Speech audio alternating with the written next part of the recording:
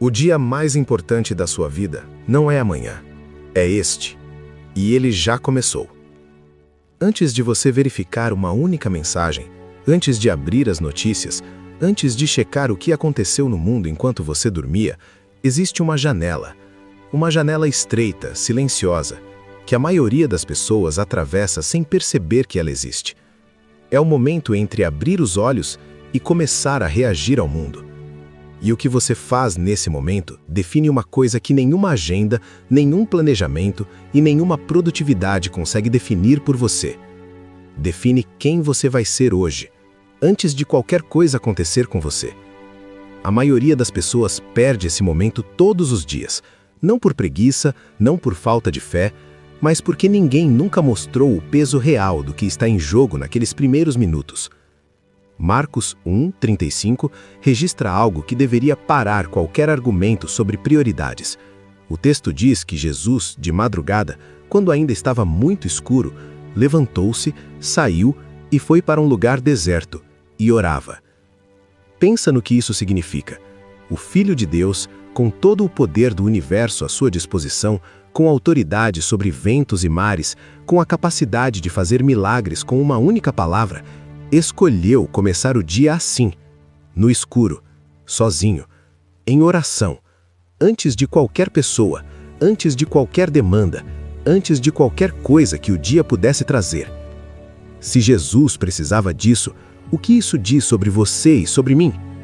Não é uma pergunta retórica, é a pergunta mais prática que existe. Porque se o próprio Cristo entendia que havia algo que só a comunhão com o Pai poderia fornecer antes do início do dia, então tudo que você vai enfrentar nas próximas horas, cada decisão, cada conversa, cada desafio, cada momento em que você vai precisar de sabedoria que vai além do que você tem, tudo isso exige que você chegue ao dia preparado de uma forma que nenhuma xícara de café, nenhuma lista de tarefas e nenhum podcast motivacional consegue oferecer.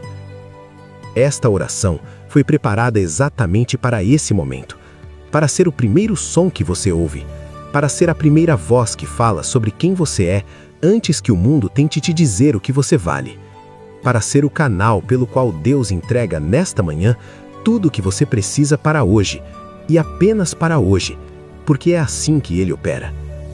Você vai entender isso melhor do que nunca nos próximos minutos, e quando entender, a forma como você começa cada manhã nunca mais vai ser a mesma. Existe um princípio escondido em Êxodo 16 que a maioria dos crentes lê como uma história de sobrevivência no deserto e nunca percebe que é na verdade uma das revelações mais profundas sobre como Deus funciona no relacionamento com o seu povo. Israel estava no deserto, sem comida, sem perspectiva, sem saber o que ia acontecer no dia seguinte. E Deus intervém. Mas a forma como ele intervém é o que precisa ser examinada com cuidado, porque ela não foi aleatória. Foi uma escolha teológica deliberada. Deus poderia ter resolvido o problema de uma vez, poderia ter criado um estoque suficiente para 40 anos de jornada, poderia ter enchido depósitos, construído celeiros no deserto, garantido provisão de longo prazo que liberasse Israel da dependência diária. Ele tinha o poder para fazer isso, e não fez. Mandou maná todo dia, fresco, novo, suficiente para aquele dia. E depois deu uma instrução que parece estranha à primeira vista. Disse que ninguém deveria guardar para o dia seguinte. Quando alguns desobedeceram e tentaram acumular, o maná apodreceu, criou vermes, tornou-se inútil, exatamente na proporção em que foi guardado além do tempo que Deus havia determinado. Por que Deus faria isso? Por que não simplificar o processo, entregar tudo de uma vez e deixar o povo seguir em frente? Porque o maná nunca foi apenas sobre comida, foi sobre relacionamento, foi sobre dependência diária e consciente de uma fonte que não falha. Foi sobre acordar toda manhã sabendo que você precisa de Deus hoje, não apenas da memória do que Ele fez ontem. A provisão diária não era uma limitação logística, era o design intencional de um pai que queria que seus filhos acordassem todos os dias com o rosto voltado para ele. E agora, pensa comigo, o que acontece com a maioria dos crentes na prática? Tem uma semana de retiro espiritual poderosa, um culto que mexe com tudo, uma oração que rasga o coração. E então essa pessoa tenta viver as próximas 3 semanas com o que recebeu naquele único momento. Tenta guardar o maná. Tenta viver do entusiasmo de ontem, da unção da semana passada, da experiência do mês anterior. E se pergunta por que está com fome, por que a fé parece fraca, por que Deus parece distante. O maná apodreceu.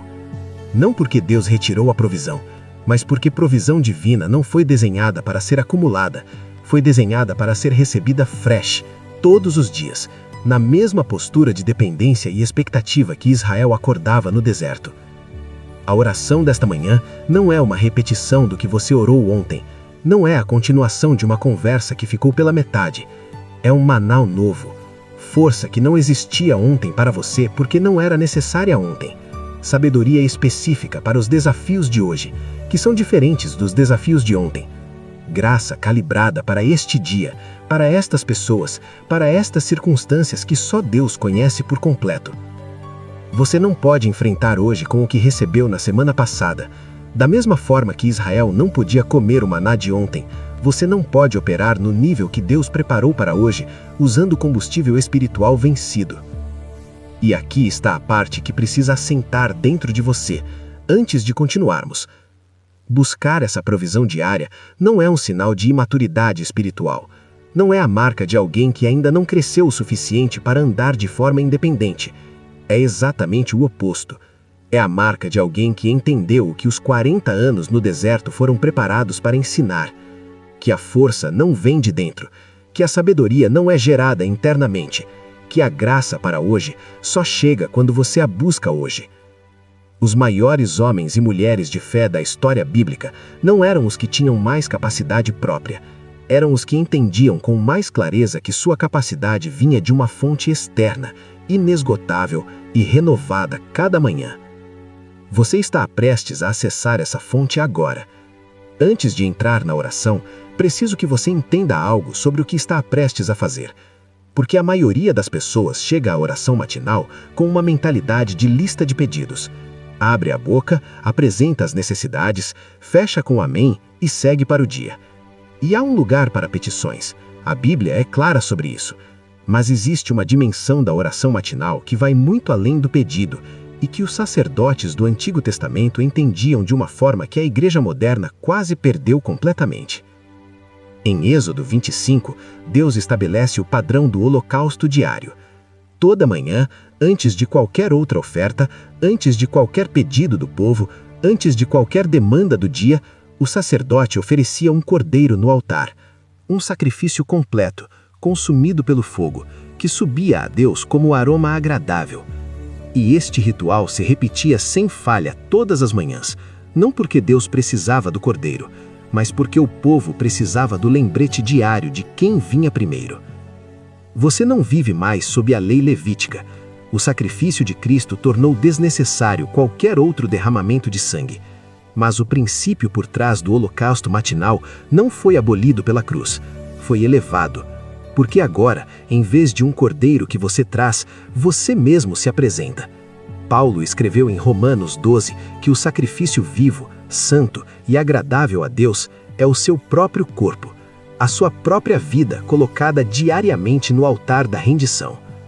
O altar da manhã é onde você decide, antes do dia começar, que este dia pertence a Deus. Não no sentido genérico de alguém que crê, no sentido específico e intencional de alguém que para, que se posiciona, que coloca cada hora que virá nas próximas 16 horas diante do Senhor e diz: não é meu, eu sou teu, este dia é teu. O que quer que aconteça hoje, acontece dentro do contexto do seu governo e do seu propósito. E agora, preciso falar sobre algo que vai diretamente contra a lógica do mundo em que você vive. O mundo vai te dizer hoje, de formas explícitas e sutis, que você vale o que produz, que sua identidade é construída pelo seu desempenho, que um bom dia é um dia em que você foi eficiente, produtivo, admirado, bem-sucedido, que você precisa provar quem você é através do que faz entre o amanhecer e o anoitecer. E essa mensagem chega de tantas direções, tão consistentemente, que sem um contradiscurso diário, ela começa a ser absorvida sem que você perceba. A oração matinal é esse contradiscurso. É onde você ouve, antes de ouvir qualquer outra voz, quem você realmente é. Não o que o seu chefe pensa de você. Não o que as suas redes sociais dizem sobre você. Não o que os seus medos sussurram quando a pressão aumenta. O que Deus declara sobre você antes que qualquer resultado do dia possa confirmar ou contradizer. Você é filho de Deus. Isso não mudou ontem quando as coisas não saíram como você planejava. Não muda hoje se o dia for difícil. Não muda amanhã se os resultados ainda não chegaram. É uma identidade que precede qualquer performance e sobrevive a qualquer fracasso. Mas aqui está o que poucos percebem. Saber disso intelectualmente e receber isso espiritualmente são duas coisas completamente diferentes. Você pode conhecer cada versículo sobre identidade em Cristo de memória e ainda assim sair pela porta de casa reagindo ao dia como alguém que precisa provar seu valor. Porque o conhecimento que fica apenas na cabeça não transforma o comportamento. Só o encontro diário com Deus, no altar da manhã, onde você para e recebe o que Ele declara sobre você, é capaz de mover essa verdade da mente para o centro de quem você é. É exatamente isso que vai acontecer agora. Antes de você vestir a armadura para o dia, antes de declarar proteção sobre cada ambiente que vai atravessar, você precisa saber com absoluta clareza quem é o guerreiro que está se armando. E essa clareza só vem de um lugar. Existe uma cena que Paulo tinha em mente quando escreveu Efésios 6. Não era uma cena de descanso. Não era uma imagem de alguém deitado, protegido, em paz sob cobertores. Era a imagem de um soldado romano de pé, em plena luz do dia, se preparando para entrar em campo. Cada peça da armadura colocada com intenção, com consciência do que estava por vir, com a sobriedade de quem sabe que batalhas reais produzem ferimentos reais quando você entra despreparado. Paulo não escreveu Efésios 6 para a noite, escreveu para o dia. A armadura de Deus não é proteção passiva para quem está dormindo, é equipamento ativo para quem está avançando. E há uma diferença fundamental entre as duas posturas que precisa ser estabelecida dentro de você antes de começarmos a declarar cada peça. Proteção passiva recebe o que vem, fica de pé esperando o ataque e confia que a armadura vai aguentar. Isso tem o seu lugar, e o vídeo de ontem à noite foi construído exatamente sobre essa postura. Mas equipamento ativo é diferente. Quem avança não espera o ataque chegar. Ele já sabe que o campo à frente é hostil, já identificou o território que precisa ser tomado e entra em movimento com cada peça no lugar antes de dar o primeiro passo. Você vai enfrentar hoje algo que poucos cristãos nomeiam com clareza suficiente. Não são apenas circunstâncias difíceis, não são apenas pessoas complicadas. Paulo foi explícito: a luta não é contra a carne e o sangue. Por trás de cada situação que vai tentar roubar sua paz hoje, por trás de cada conversa que pode se tornar um campo minado, por trás de cada pensamento que vai tentar convencer você de que Deus não está no controle desta situação, há uma dimensão espiritual que só armas espirituais conseguem endereçar. Então agora, com os pés no chão desta manhã, você vai vestir cada peça com consciência e com autoridade. A primeira peça é o cinto da verdade. Paulo começa com o cinto porque na armadura romana ele era a base que mantinha tudo no lugar. Sem o cinto, as outras peças não ficavam fixadas corretamente. E a verdade funciona da mesma forma na sua vida espiritual. Quando a verdade de quem você é e de quem Deus é está firmemente estabelecida dentro de você, tudo mais se mantém no lugar. Mas quando o inimigo consegue afrouxar o cinto, quando ele consegue lançar dúvidas sobre o caráter de Deus ou sobre sua identidade em Cristo, tudo o resto começa a se mover. Declare agora: a verdade de Deus é o fundamento de cada pensamento que vou ter hoje. Nenhuma mentira do inimigo tem espaço nesta mente. A segunda peça é a couraça da justiça. A couraça cobria o peito do soldado romano, protegendo o coração e os órgãos vitais. Paulo a associa à justiça. Não a justiça que você conquista pelo seu desempenho, mas a justiça que Cristo te deu. Essa distinção é crítica, porque se você sai para o dia tentando se proteger com a justiça da sua própria conduta, vai encontrar rachaduras em toda parte. Vai haver momentos em que você vai falhar, vai reagir errado, vai dizer algo que não deveria, e o inimigo vai usar cada uma dessas rachaduras para acusar. A couraça que protege o seu coração hoje não é construída pelo que você faz, é construída pelo que Cristo já fez. Declare: meu coração está protegido pela justiça de Cristo, não pela perfeição da minha conduta. A terceira peça são os calçados do Evangelho da Paz. Na armadura romana, os calçados eram fundamentais para o avanço.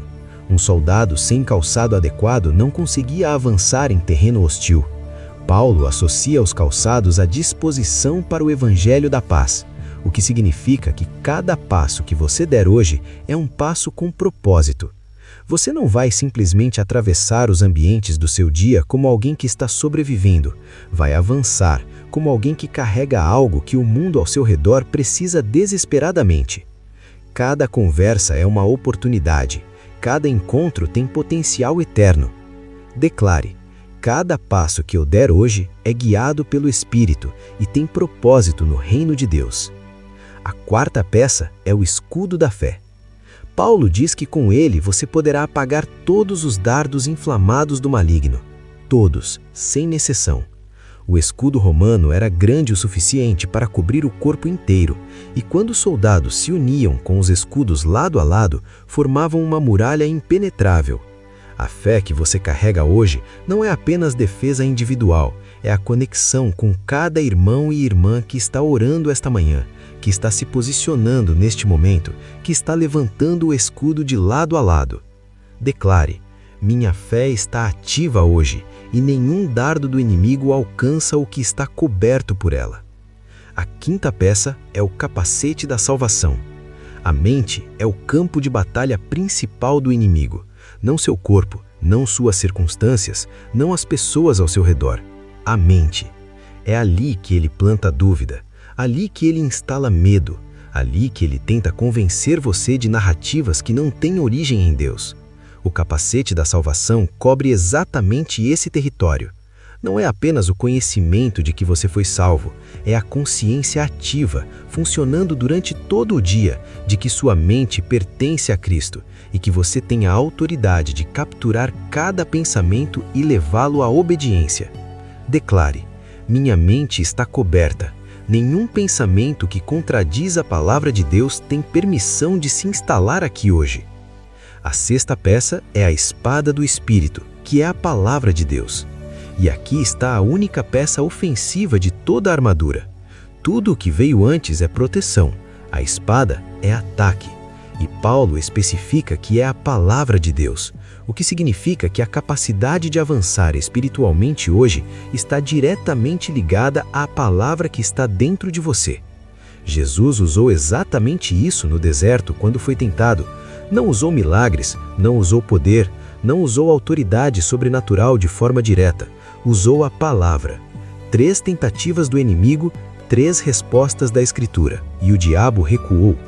Declare: a palavra de Deus está viva dentro de mim hoje, e ela é a minha ofensiva contra tudo o que se levantar contra o propósito de Deus para este dia. Agora, Josué 1:9. Deus disse a Josué algo que precisa ser ouvido com a mesma força hoje. Não te mandei eu? Sê forte e corajoso. Não temas, nem te espantes, porque o Senhor teu Deus está contigo por onde quer que andares. Observa a estrutura desse comando. Deus não disse: espero que você se sinta corajoso. Não disse: tente ser forte quando conseguir. Ele disse: não te mandei eu. A coragem não era uma sugestão, era uma ordem emitida pela mesma autoridade que criou o universo. E a base dessa ordem não era a capacidade de Josué, era a presença de Deus. A coragem que você precisa para enfrentar este dia não vem de dentro de você. Vem de saber que aquele que te enviou para este dia está com você em cada momento dele. Não como observador distante, como presença ativa, como força disponível, como sabedoria acessível em tempo real. A armadura está vestida. Você está de pé. O dia está à sua frente. Pai Celestial, eu venho diante de Ti nesta manhã, não como alguém que está cumprindo uma obrigação religiosa, não como alguém que está marcando uma caixa numa lista de tarefas espirituais. Venho como filho que entende que os próximos minutos são os mais importantes do dia inteiro, que o que acontece aqui, neste momento, antes de qualquer outra coisa, determina de qual lugar eu vou operar nas próximas horas. E eu escolho operar do lugar certo.